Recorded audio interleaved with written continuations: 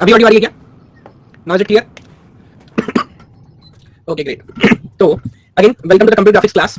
और अभी last class में हम बात कर रहे थे साइकिल सर्किल या साइकिल जनरेशन करने की, और जो अप्रोच हमने यूज किया था वो क्या किया था? Mid point algorithm. Normalize max क्या होता है मैं भी बताऊंगा, आई विल एक्सप्लेन, बट पहले आज का जो बेसिक एजेंडा है वो एक बार मैं क्लियर कर लूं।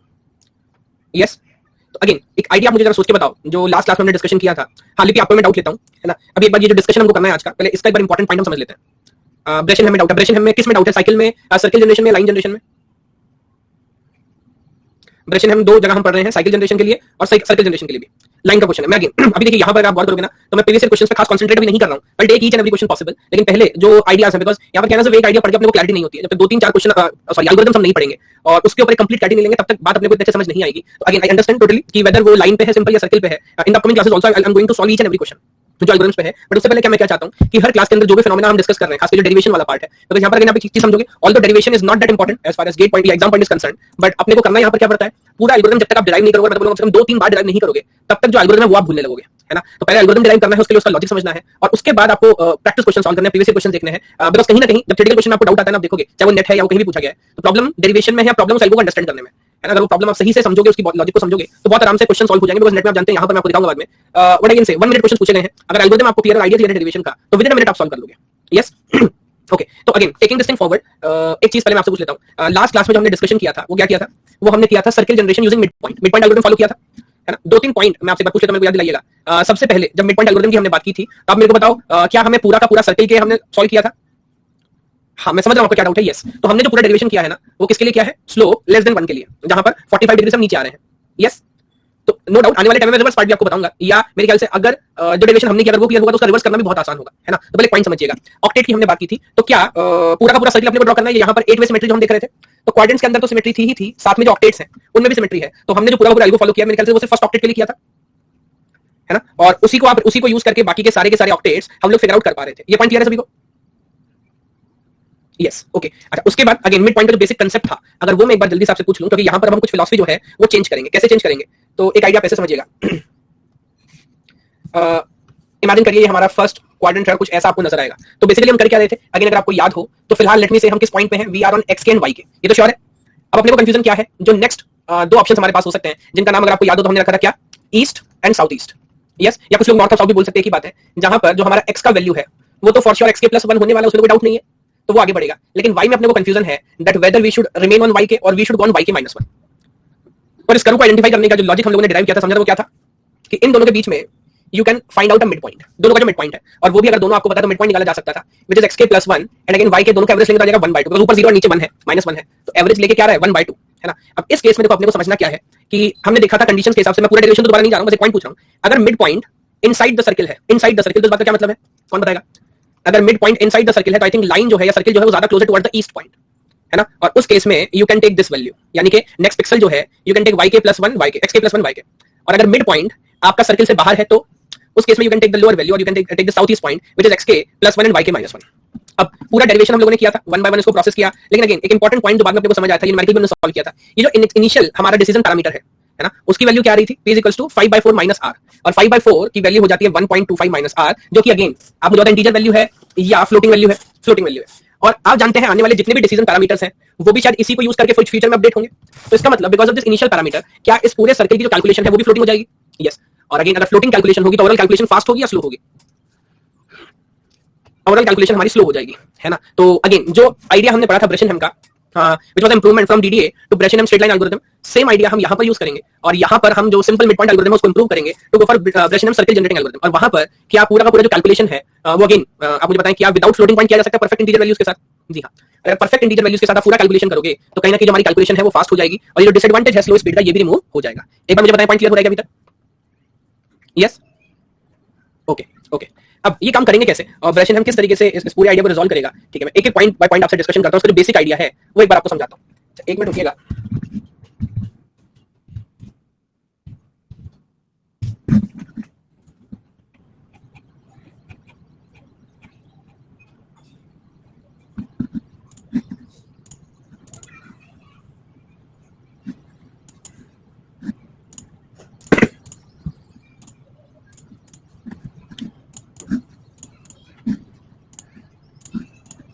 ये देखिएगा, अरे यार,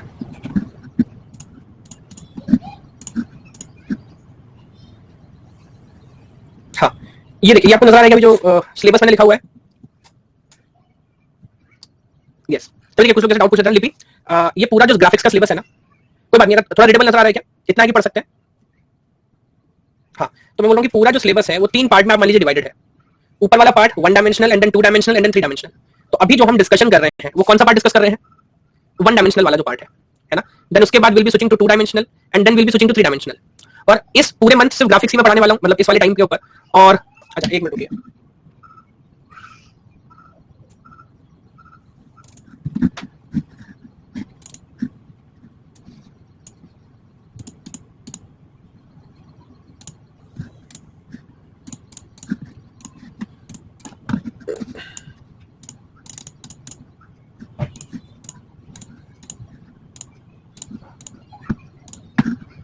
ओके अभी देखिएगा। ओके मैंने 3 अलग अलग पार्ट में लिख दिया, अभी नजर आ रहा है सेपरेट सेपरेट पार्ट जी। तो यहाँ पर आप देखेंगे ना, तो अभी जो मैं आपको थोड़ा सा ये कंसेप्ट समझा देता हूँ। अभी जो हम कर रहे हैं ना वो फर्स्ट पार्ट सॉल्व कर रहे हैं और हम बेसिकली 1 डायमेंशनल पार्ट पे है ना। अभी हम मिड पॉइंट और एलिप्स की बात कर रहे हैं। उसके बाद दूसरा पार्ट जो है वो हमारा 2D है और तीसरा पार्ट जो है वो हमारा 3D है।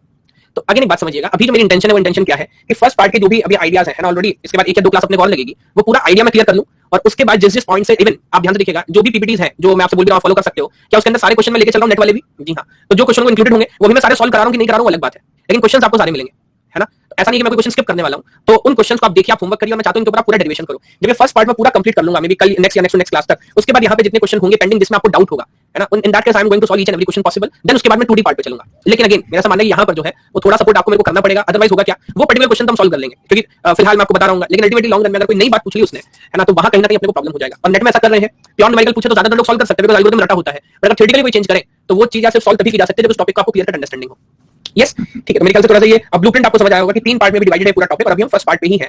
और इस वीक से आप जानते हैं कि मैं अल्टरनेट क्लास लूंगा, है ना, तो सो दैट बहुत जल्दी भी ना खत्म हो जाए, बीच में आपको टाइम मिले, बिकॉज़ ऑलरेडी 2 क्लास सेपरेट चल रही होती हैं तो इतना टाइम नहीं मिल पाता। तो इस बार मंडे वेडनेसडे फ्राइडे पूरा जून अल्टरनेट क्लास चलेंगी, एंटायर जून। तो 30 जून को मेरे ख्याल से सब्जेक्ट कंप्लीट होगा। तो मैं बहुत स्लो लेके चल रहा हूं, आराम से लेके चल रहा हूं, सो दैट आपको सफिशिएंट टाइम मिले रिवाइज करने का और साथ साथ अप टू डेट रहने का। यस, तो हर वीक मान लीजिए सिर्फ 3 ही क्लास होंगी तो बहुत समय मिलेगा इसको प्रोसेस करने का। ठीक है, अब मैं जाता हूं ब्रेशन एंड सर्किल जनरेशन एल्गोरिथम पे और इसके आइडिया को आपको समझाने की कोशिश करता हूं कि किस तरह से काम करता है, क्या अप्रोच है। यहाँ एक डायग्राम मेरे को मिला जिससे मेरे ख्याल से काफी लॉजिकली समझा जा सकता है। तो एक पॉइंट समझते हैं। यहाँ पर आप देखेंगे सेम आइडिया है। फिलहाल जो लाइन है वो एक्जैक्टली नहीं, बट फिलहाल जो हमारा पिक्सल है वो कौन सा है, एक्स के और वाई के। और अपने को डिसीजन लेना होता है कि जो नेक्स्ट पिक्सल होगा वो एक्स के प्लस 1 वाई के होगा या एक्स के प्लस 1 और वाई के माइनस 1 होगा। ये कंफ्यूजन रहता है। एक्स तो हमेशा इंटू होगा ही होगा, सिंगल वैल्यू आगे बढ़ेगा, वाई में कंफ्यूजन होगा। ओके, अब कैसे इस काम को करते हैं ये आइडिया देखिए, आपको समझाता हूं। ब्रेशन एम के अंदर लास्ट केस में शायद इन दोनों के बीच में, अगर मैं दोबारा याद दिलाऊं, हम एक मिड पॉइंट कैलकुलेट कर रहे हैं, उसी को हम अल्टीमेट चूज कर रहे थे। बट फॉलो कर, यस, तो based on the idea of the mid point calculate कर रहे हैं। तो यहाँ पर हम ऐसा नहीं करते। तो यहाँ पर क्या करते हैं देखिए, समझाता हूं। हम ये देखते हैं कि जो भी क्लियर आ रहा है, क्या क्लियर नहीं है, क्या क्लियर है? ओके हाँ, अब देखिए मैं क्या बोल रहा हूं। यहाँ पर हम देखते हैं कि जो भी एक्चुअल कर्व जा रहा है ना, उस कर्व से हमारा डिस्टेंस कितना है। इसका मतलब क्या यहाँ पर ब्रेशन एम के अंदर हम कोई मिड पॉइंट कैलकुलेट करेंगे कि नहीं, पहले बताओ। तो ब्रेशन एम के अंदर मिड पॉइंट का कोई आइडिया नहीं है, जो भी कर्व जा रहा है हम उससे डिस्टेंस कैलकुलेट करेंगे। तो यहाँ पर आप देखोगे ये जो कर्व का डिस्टेंस फर्स्ट यानी कि एक्स के प्लस 1 वाई के से है डिस्टेंस d1, और x का जो डिस्टेंस सेकंड पॉइंट से है यानी कि s से है उसको मैं मानूंगा डिस्टेंस d2। अभी भी लैग हो रहा है क्या? एक मिनट, मैंने रिफ्रेश कर दिया, अभी दोबारा होगा तो मेरे को बताइएगा, ऐसा नहीं होना चाहिए। यस ओके, तो यहाँ मैं क्या बोल रहा हूँ, जो ऊपर वाला है उसको हम मान रहे हैं d1 और जो नीचे वाला है उसको मान रहे हैं d2। कैलकुलेट कैसे करेंगे वो सारा आइडिया अलग है, बट पहले आप मुझे बताओ, अगर हम दोनों पॉइंट से डिस्टेंस कैलकुलेट करें इस कर्व का और उसके बाद ये देखें कि कौन सा डिस्टेंस कम है कौन सा डिस्टेंस ज्यादा है, तो क्या उस बेस पर भी पिक्सल चूज किया जा सकता है? यस और नो, किया जा सकता है।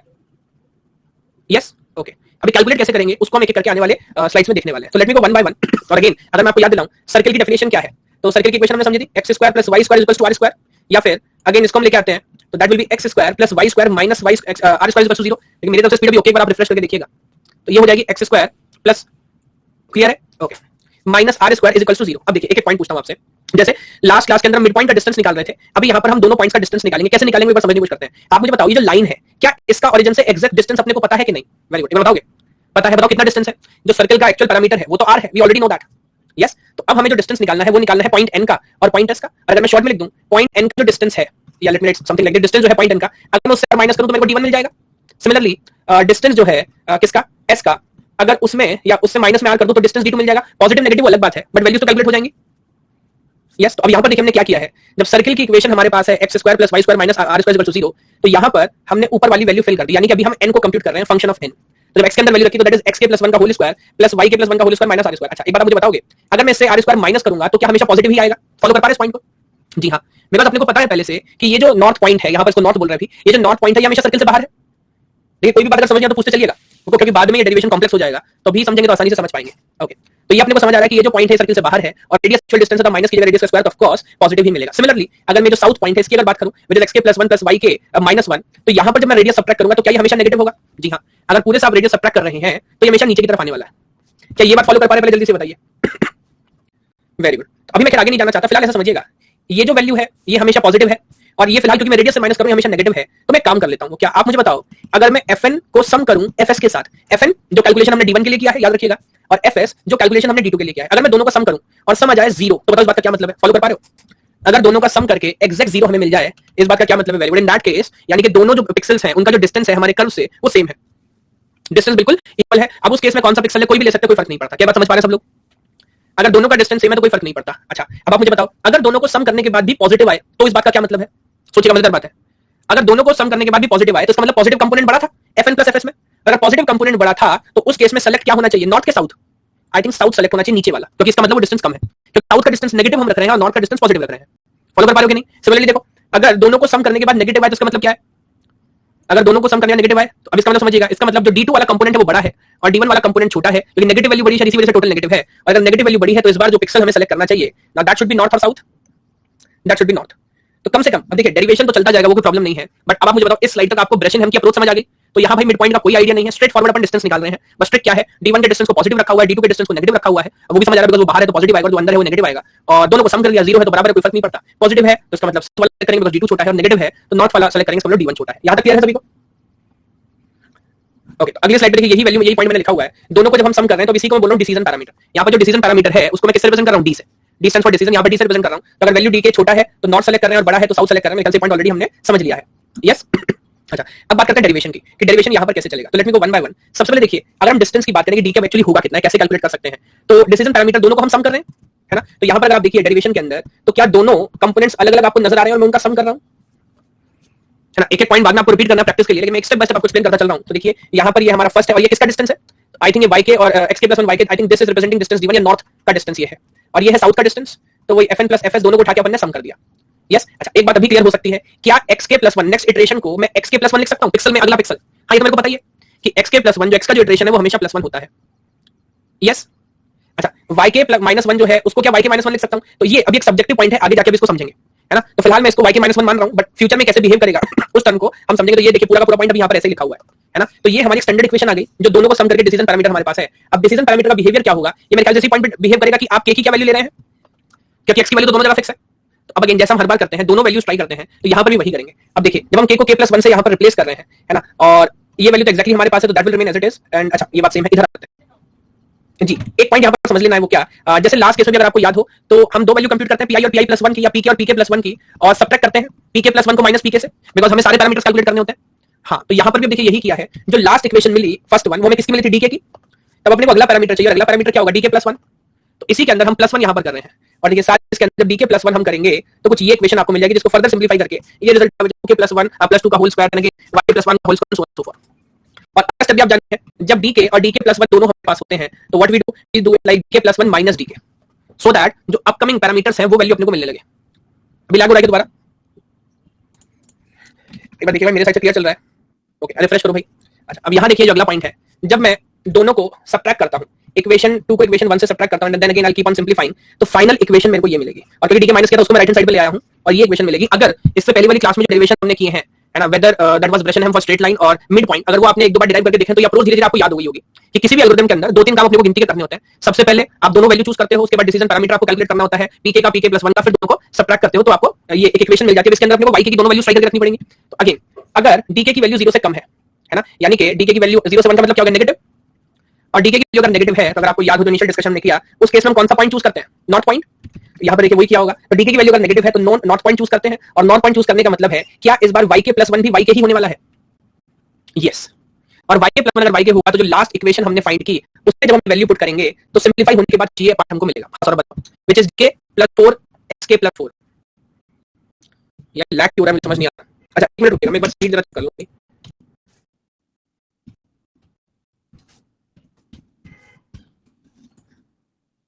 कोई बात नहीं, वैसे नॉर्मली नहीं होता है। Just give me a second.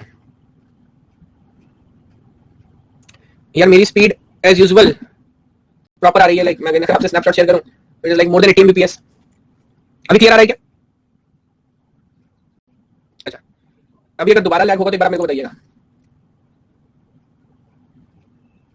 Actually मेरे और आपकी स्पीड डिफरेंस क्या होता है ना, मेरे को अपलोड स्पीड ज्यादा चाहिए होती है, डाउनलोड स्पीड कम चाहिए होती है, और आप लोगों के साथ उल्टा है, आप लोग को डाउनलोड स्पीड ज्यादा चाहिए, अपलोड स्पीड कम चाहिए।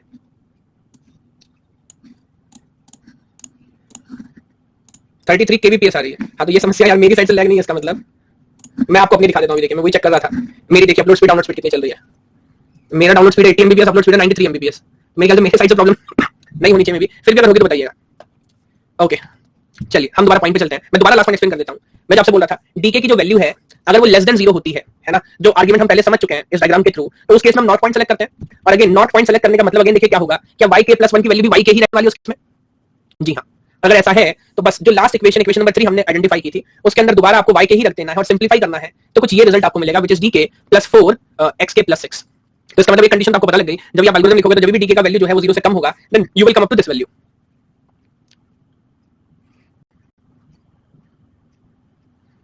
हेलो नितेश, देखिए अभी अगर मैं स्पेसिफिकली अपनी बात करूं ना, सबसे पहले आपको काम करना है कि आपको जो क्लासेस हो चुकी हैं उसके बाद भी करूंगा। सबसे पहले डेली जो लाइव क्लासेस हैं, अभी आपको बताता हूं जो डेली लाइव क्लास है वो आपको अटेंड करनी है।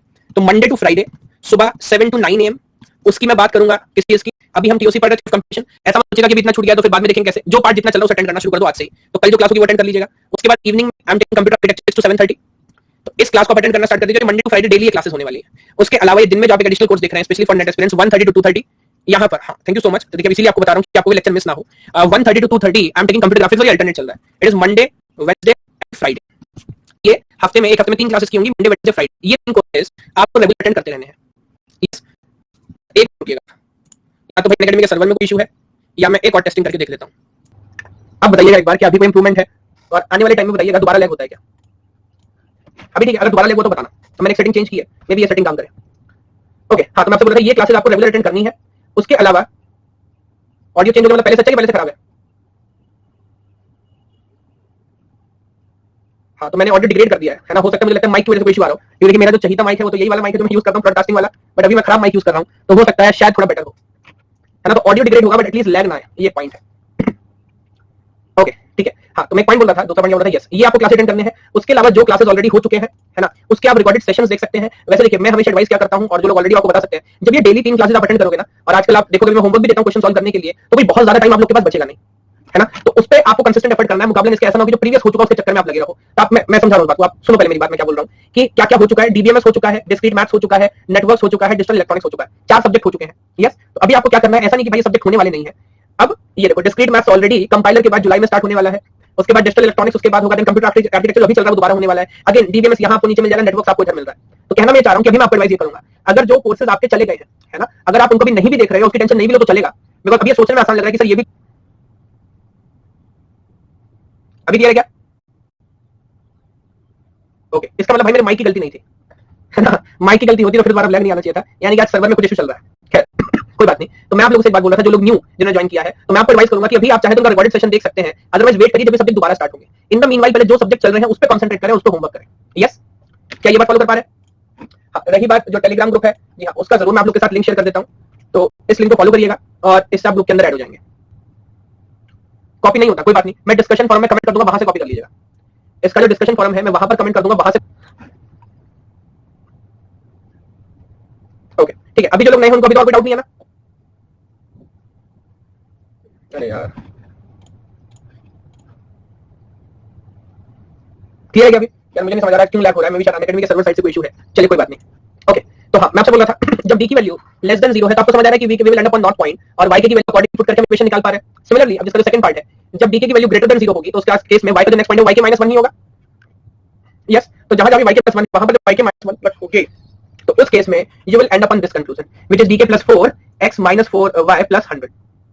Thank you so much, thank you so much. अब अगेन आप समझिए क्या दोनों सिनेरियो में आपको अपना डिसीजन पैरामीटर कैसे कैलकुलेट करना है, वो इक्वेशन आपको समझ आ गई? यस, लेकिन अभी दोनों काम हो गए या एक पॉइंट बचा हुआ? याद है किसी को अभी क्या काम करना बचा है डेरिवेशन में? Initial parameter. Very good very good, ठीक है। आप लोग डेराइव कर रहे हो ताकि आपको प्रोसेस याद है। तो डी नॉट की वैल्यू कैसे कैलकुलेट करें, वो करना तो बहुत आसान है। उस केस में x की वैल्यू आप क्या रख सकते हो? आई थिंक 0, और y की वैल्यू क्या रख सकते हो? r। क्योंकि इनिशियली आप जानते हैं ना, हम वर्टिकल लाइन से स्टार्ट कर रहे हैं, और वो जब आप यहाँ पर वैल्यू रखोगे, ये 0 और r जो मैं बोल रहा हूँ, वो रखने के बाद डी नॉट जो इनिशियल पैरामीटर आपका आएगा वो आएगा 3 - 2r। अब यहाँ पर एक बड़ा ऑब्जर्वेशन वाला पॉइंट अगर आपको याद हो तो लास्ट के जब हमने सॉल्व किया था, मिड पॉइंट एल्गोरिथम, वहां पर वैल्यू क्या आई थी? I think 5/4 - r।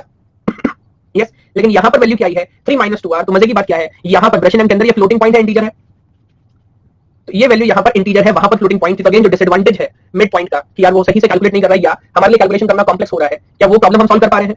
उसके अलावा बाकी तो सिर्फ वैल्यू रखने डेरिवेशन है ना। फिर भी अगर आपको याद रखना होगा कोड की फॉर्म में, तो now again you can see decision parameter हमारा चेंज हो गया, व्हिच इज 3 - 2r, जो भी हमने कैलकुलेट किया है। उसके बाद अगेन हम कब तक चलेंगे? जब तक x और y की वैल्यू इक्वल नहीं हो जाएंगे, तब तक हम आगे बढ़ते रहेंगे। और अगेन जो वैल्यू अभी हम कैलकुलेट करके आए हैं कि जब नॉट पॉइंट हम सेलेक्ट करते हैं तो d की वैल्यू क्या होती है? तो दैट इज d + 4x + 6। तो देखिए यहाँ पर एल्गो के फॉर्म में वही लिखा हुआ है।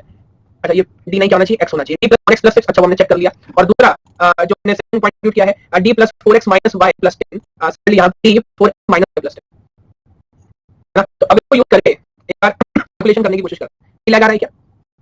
एक मिनट रुकिए, मैं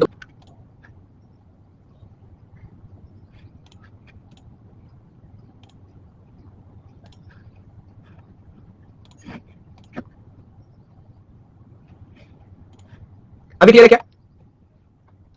ओके, वैसे यूजुअली ऐसा होता नहीं है, बट चलिए कोई बात नहीं।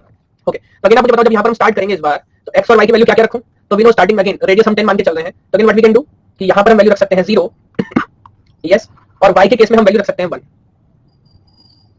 देखिए ये जो लैंग्वेज की जहां तक बात है, तो this is not a language, this is not a code, this is pseudo code, this is pseudo code. तो बस हम कंडीशन बाय कंडीशंस कर रहे हैं, तो we are discussing actually algorithm not a code. अब आप चाहे तो उसको C, C++, जावा जिसमें चाहे उसमें इंप्लीमेंट कर सकते हैं। यस, ओके, तो यहाँ पर देखिएगा 0, y, जी हाँ बिल्कुल हम सेलेक्ट कर सकते हैं। जल्दी से आप मुझे बताओगे इनिशियल पैरामीटर की वैल्यू कैसे मैं फाइंड करूं? तो now you have the formula which is 3 - 2r। तो d की वैल्यू 3 - 2r, और r की वैल्यू इस केस में क्या है? 10। यस, तो 3 - 20 वैल्यू आ जानी है -17। देखिए पॉइंट फॉलो कर पा रहे हैं क्या? यस। अब इनिशियल पैरामीटर जो है वो आपका यहाँ पर हो गया नेगेटिव, और इनिशियल पैरामीटर अच्छा, अभी x की वैल्यू y से कम है, तो of course will go inside the loop, और इनिशियल पैरामीटर नेगेटिव है, आपको पता है कैसे अपडेट करना है? यस, तो y की वैल्यू तो मेरे ख्याल से सेम रहने वाली है, उसमें कोई चेंज नहीं होगा, यानी कि आप not point to be precise select कर रहे हैं, तो y की वैल्यू तो सेम ही रहेगी, व्हिच इज 10, और x की वैल्यू तो बाद में प्लस प्लस होती है अगेन 10। अब जो नेक्स्ट पैरामीटर में निकालना है वो कैसे निकालेंगे इस बार? तो d की वैल्यू हो जाएगी, d की प्रेजेंट वैल्यू है वो है क्या? वो है -17 + 4 * x + 6, यहाँ पर 0 रख लेता हूं, सॉरी 1 + 4 * x + 6। अच्छा, ये बात समझना है, तो -17 + 6 वैल्यू जाएगी -11। ये बात आपको याद है ना, पुराने केस में भी जो वैल्यू हम लेते हैं x और y की, वो न्यू इटरेशन लेते हैं कि पुराने इटरेशन, ओल्ड इटरेशन वाला वैल्यू लेते हैं, है ना। x का मतलब पुराना वैल्यू यहाँ पर,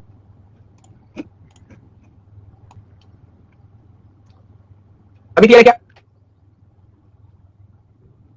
चलिए कोई बात नहीं, अभी जितना हो पा रहा है उतना करते हैं, एटलीस्ट ये क्वेश्चन सॉल्व कर लें। तो अब आप मुझे बताएंगे पैरामीटर की नेक्स्ट वैल्यू क्या होगा? ये 1 और 0 की रिटर्न के लिए समझ आ रहा है, बिकॉज़ x की वैल्यू तो अनडाउटेडली बढ़ती चली जाएगी, है ना, लेकिन y की वैल्यू जो है वो इस बार भी डिक्रीमेंट नहीं होगी, सेम रहेगी। यार ये लैग बार बार हो रहा है ना, चलिए कोई बात नहीं। डिसीजन की जो अगली वैल्यू है उसको एक बार देख लेते हैं, तो वो क्या चलेगा? सेम फार्मूला, तो ओल्डर वैल्यू है माइनस एक वैल्यू तो हम निकाल चुके हैं ना, -11, यस, तो ये हो गया था 12, ये हो गया था 10, तो ओल्डर वैल्यू है -11।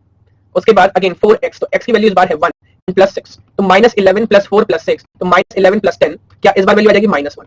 यस, तो this time if you are getting -1, तो अगेन आप देखेंगे अगला इटरेशन 3 और 10 ऐसे ही चलने वाला है। फॉलो कर पा रहे हैं क्या?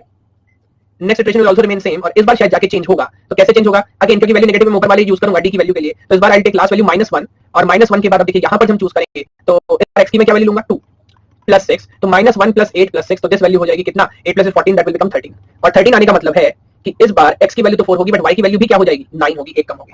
फॉलो कर पा रहे हैं क्या? अच्छा, अगेन नेक्स्ट वैल्यू देखिएगा हम कैसे चूज करेंगे। देखिए y + y तो माइनस होना है ना। नेक्स्ट वैल्यू कैसे चूज करेंगे? d का भी दूसरा फार्मूला आपके पास है, ओल्डर वैल्यू है 13 + 4 * x - y, और x - y करेंगे तो चला जाएगा -7 + 10। यस, तो 13 - 28 + 10, तो आई थिंक 23 - 28 वैल्यू आ जाएगी -5। अगले डिसीजन पैरामीटर की वैल्यू इस बार क्या आ जाएगी? -5। तो next value again you can predict कि ये तो 4 की जगह 4 ही रहने वाला है, आई थिंक, सॉरी ये तो 5 हो जाएगा, but this time again it will remain same because negative value है, तो दिस विल रिमेन 9। यस, और फिर दोबारा अकॉर्डिंगली जब हम आगे बढ़ेंगे, तो इस बार जरा देख लेते हैं डिसीजन पैरामीटर की वैल्यू क्या होगी।